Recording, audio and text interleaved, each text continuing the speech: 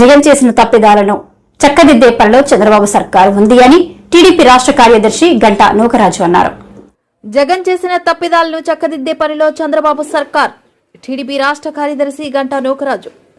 వాలంటీర్లు, మద్యం దుకాణాల్లో పనిచేసే వారిని జగన్ రెడ్డి ప్రభుత్వం ఏ విధంగా మోసం చేసిందో ప్రజలు గుర్తించాలని తెలుగుదేశం పార్టీ రాష్ట్ర కార్యదర్శి గంటా నూకరాజు అన్నారు.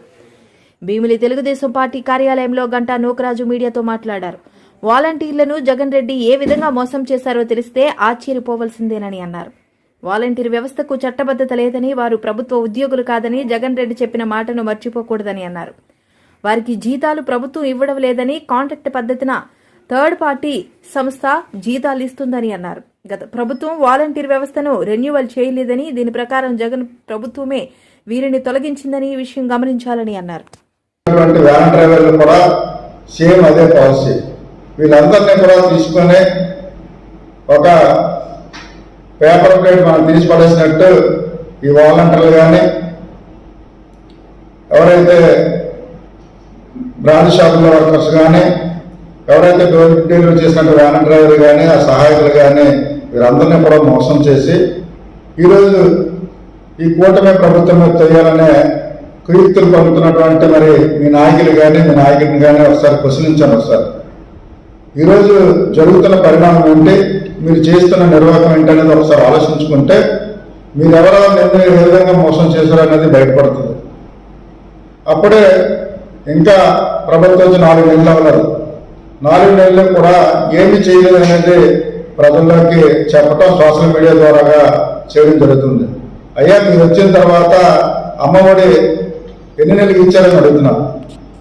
మీరు అధికారంలోకి వచ్చిన తర్వాత అమ్మఒడి 8 నెలల తర్వాత మీరు అమ్మఒడి ఇచ్చారు. అలాగే పెన్షన్ విధానం పెంచమంటే 5 సంవత్సరాలు 250 పెంచుకెళ్ళారు. పెన్షన్ విధానంలో అమ్మఒడిలో కూడా కోతలు ఇచ్చి అందరికి ఇస్తామని చెప్పేసి మోసం చేసి ఆ కొందరికి ఇచ్చి 15,000, 14,000, లాస్ట్ 13,000 తీసుకొచ్చారు. ఇవన్నీ మోసాలు కదా అని అడుగుతున్నాం. ఇప్పుడే మీరు పెట్టినటువంటి అప్పులు వ్యవస్థలన్నీ కూడా నాశనం అయిపోయి ఉంటే దాన్ని ఒక రూట్లో తీసుకొచ్చినటువంటి నారా చంద్రబాబు నాయుడు రాబోయే రోజుల్లో సూపర్ 6 కంపల్సరీ అమలు చేస్తాం. ఎందుకంటే వచ్చిన వెంటనే మరి పెన్షన్ విధానం వృద్ధులకు కానీ వాళ్ళందరికీ కూడా 4,000 ఇవ్వడం, వికలాంగులకు అయితే 6,000 ఇవ్వడం జరిగింది. ఒకే ఎట్ ఏ టైం ఇవ్వడం మరి దేశ చరిత్రలో మొదటిసారి. అలాంటి రాబోయే దీపావళికి కూడా 3 సిలిండర్లు ఇవ్వడం జరుగుతుంది.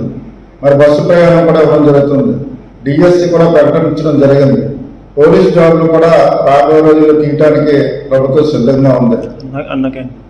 అన్న క్యాంటీన్లు కూడా ఓపెన్ చేయడం జరిగింది. ఇవన్నీ కూడా చేసేటప్పుడు కూడా ప్రభుత్వం మీద బురద జల్లాలన్న ఆలోచన పక్కన పెట్టండి దయచేసి. ఎందుకంటే ప్రభుత్వానికి మీరు సహకరించాలి.